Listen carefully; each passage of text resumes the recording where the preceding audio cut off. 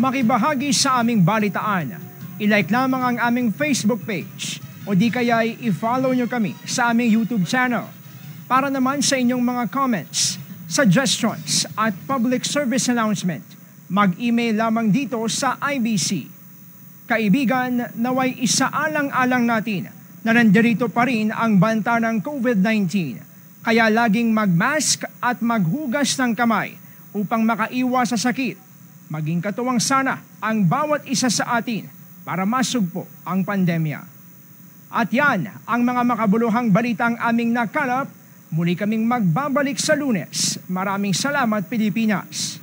Ako po si Brian Castillo at ito ang IBC Tutok 13. Kaibigan ng bayan, kaibigan ng katotohanan.